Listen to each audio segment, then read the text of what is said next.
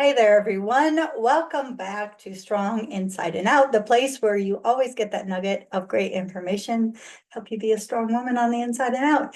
And this week, we're going to talk about keeping the faith, especially when times are hard. But before we get into that, I have to say this has been a whirlwind couple of weeks. I know I shared a little bit last week, but some pretty major things have gone on in my family. I feel like we get these breaks, right? And great things start to happen. And then all of a sudden we get a whammy, and the whammy is big. I mean, like really big. And it caused us to really have to step back and think about all of the things that we're grateful for in life and actually take a minute to breathe. I never, well, I shouldn't say never, but it's not frequent that I am absent from work.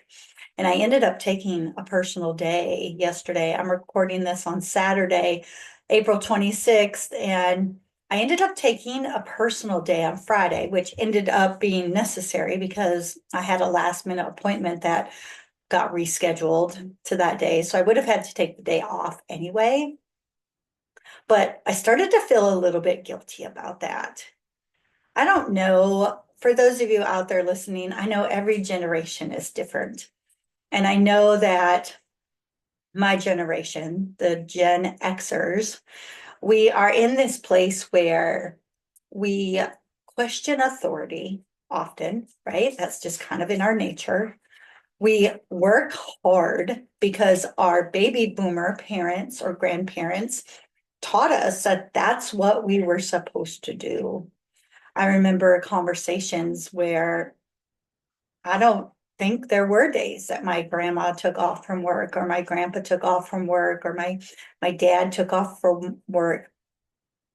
Even my stepmother, who's kind of in the middle, took off from work. And my mom, even as crazy as she was, we just didn't do that. And my sister and I were talking about this the other day, how we just feel so guilty if we decide we need a day to ourselves. And fast forward, I will say, to this morning, I wasn't planning to set an alarm for yesterday. Like that was the plan. Wake up whenever I wanted, which is very unusual for me, and just let my day kind of flow. And again, I had to change that up. And I didn't set the alarm this morning and I've slept in. Um, so I'm behind on everything. But you know what? I told myself it's okay. So I know that every generation, as I said, does this a little bit different. But if you're my age, which I'm going to be 54 in 1 month and 2 days, gosh, I can't even believe I'm getting to be that age. But it is a hurdle for me to retrain my mindset to give myself a break. I've always been such a hard worker. And yeah, I realize that sometimes we just need those moments. Now, having said that, it aligns with so much of what I was going to talk about today, which is keeping the faith. You know, life is hard.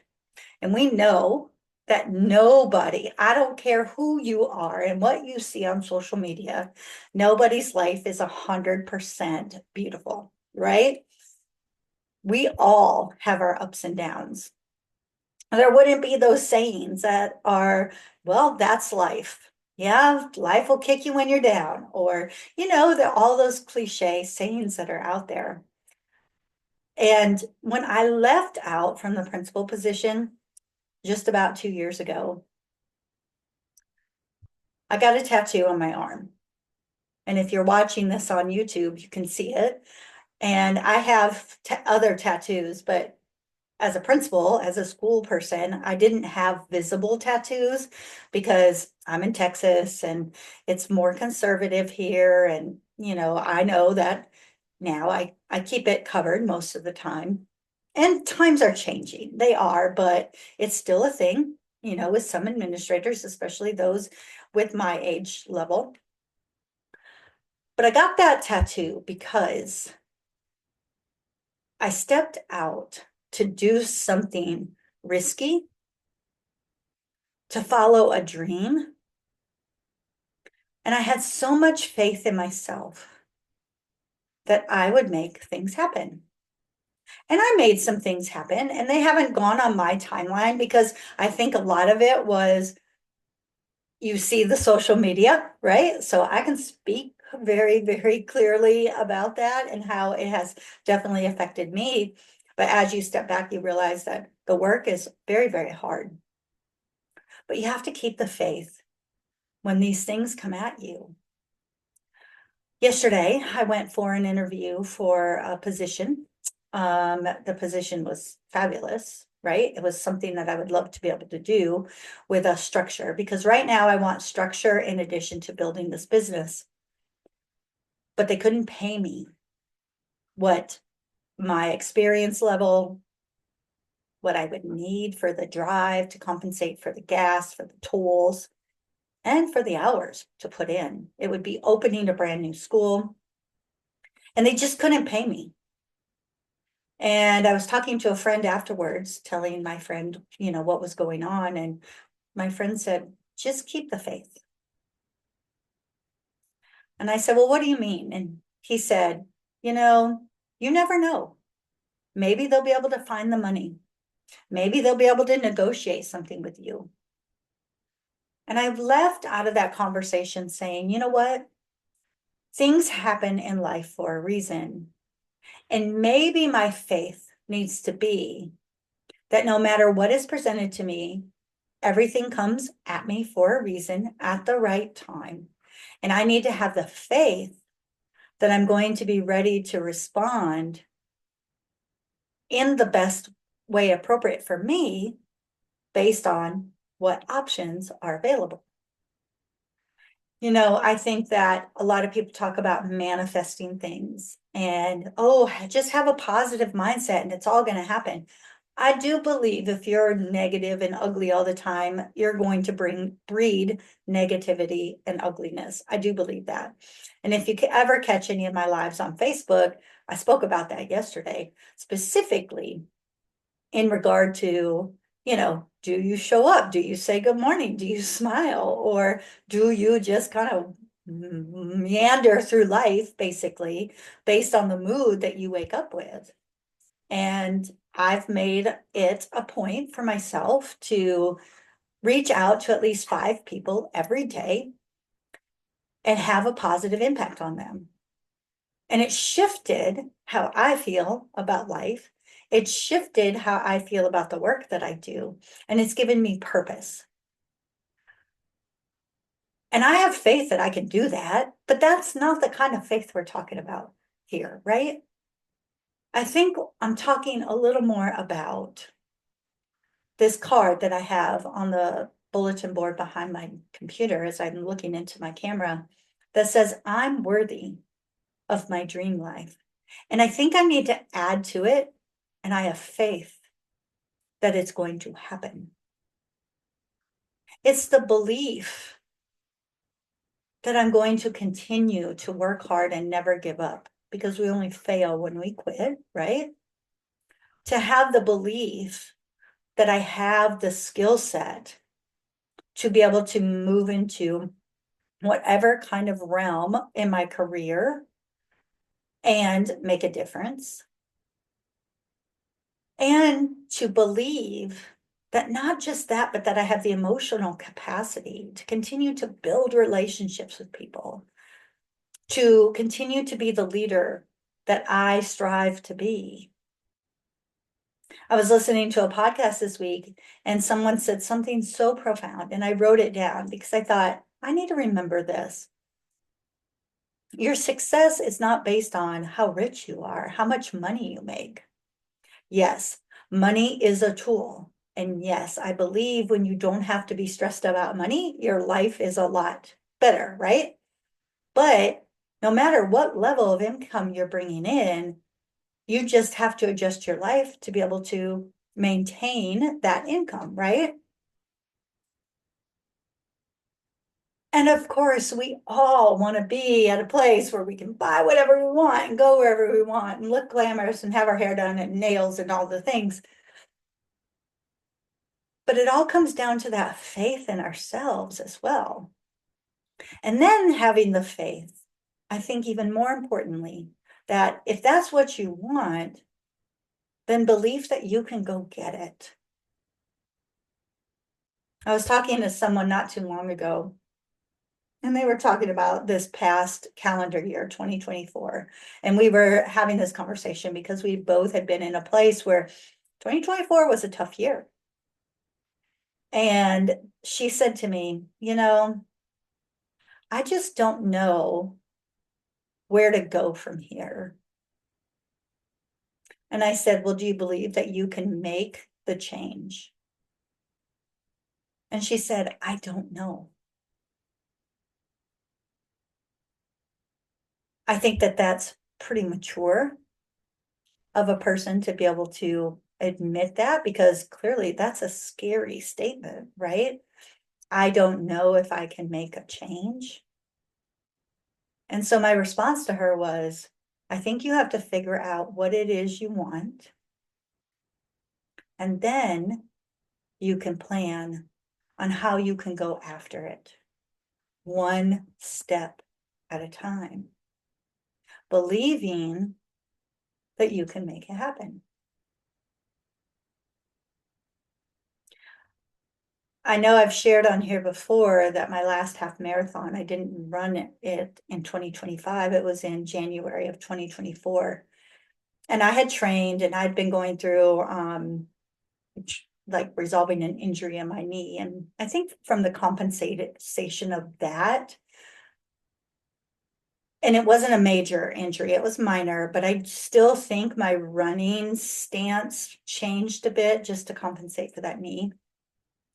And I ended up damaging, not necessarily tearing, but I think straining more so would be the word, the tendons and ligaments in my right outside calf.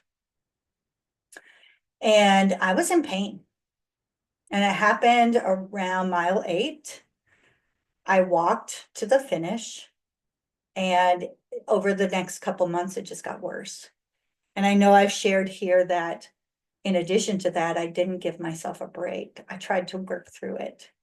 And then it really festered. And long story, make it very short, it really derailed my running. And then as I got into the rest of 2024 and was dealing with all the other things, I lost that desire to go out there because I was in pain. I was suffering. So at 53 and a half, January of this year, watching the marathon, I said, no, my running career is not done. And I say career, it's not a career, clearly. I'm not getting paid to run, but my running adventure, or my journey, I guess I should say, is not finished. I don't want it to be finished yet. So I developed myself a plan. And January was not too bad. February, the cold days, I would feel the pain in that leg. And February was pretty cold here for us. The nice days, I felt like I was doing okay, but my cardio capacity wasn't out at its normal because now I'm working a full-time job. I'm tutoring children in the evening, and I'm building this new program. Not much time for working out. And it gets dark early in the winter, all the things. And I was giving all of those things an excuse for myself. And basically, the bottom line, I was out of shape. So I'm down on myself. And I started to say to myself, you know what? Maybe you're just too old. Maybe running half marathons are not your thing anymore. Maybe you should just be settled with being able to run a couple miles. And I sat with that for a minute. And I remember over spring break, sitting there, my neighborhood, I don't have as many runners in my neighborhood as I used to, but the neighborhood next to us, they come over the bridge and run into our neighborhood. We have a nice little run route. And I saw the runners out there one day over spring break, one of those nice sunny days. And I remembered my love for it.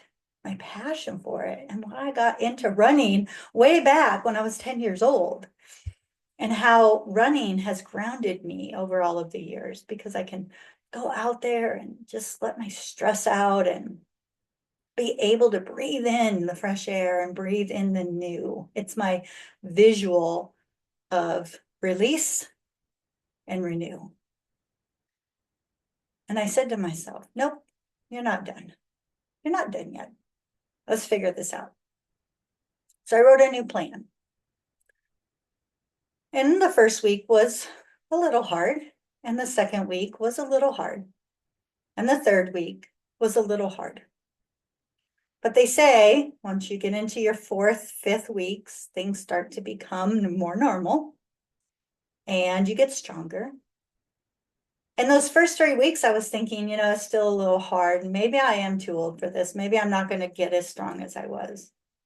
And then this past week, week number 4, I had some really great runs. And it's even warm now. We're out of spring here in Houston. Let me just tell you, it's warm out there. And they were good. And I got done running today and I thought, you know what? I can rebuild my strength. I can rebuild my cardio capacity.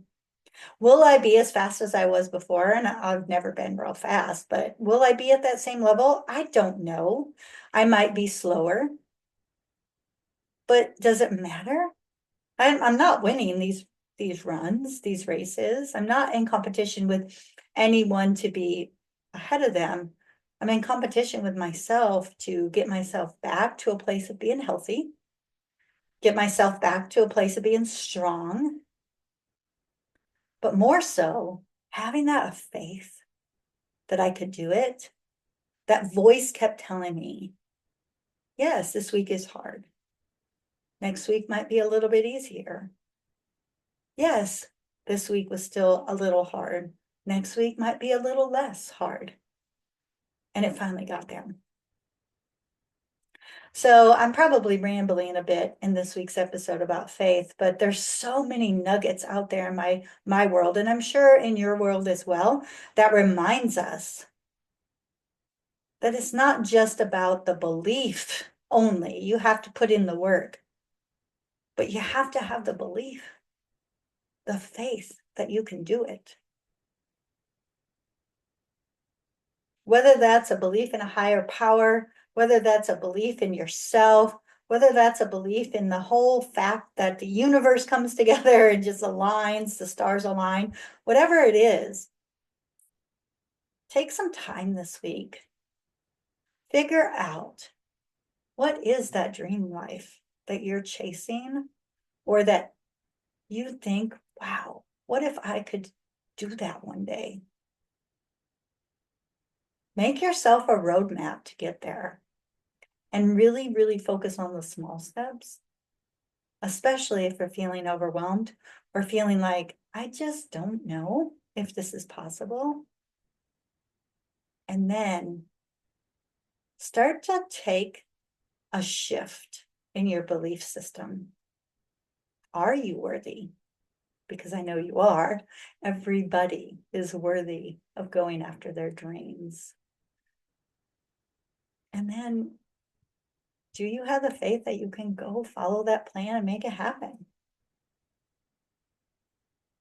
I know you can. If I can do it, trust me, I know you can. All right, y'all. That's everything I'm rambling about this week. Hopefully, it's a little something that can help you with the work that you're doing with yourself, and most importantly, with the work to help you be the strongest version of you, because that's what it's all about. Have an amazing rest of your week, and I'll see you right back here next week on another great episode of Strong Inside and Out.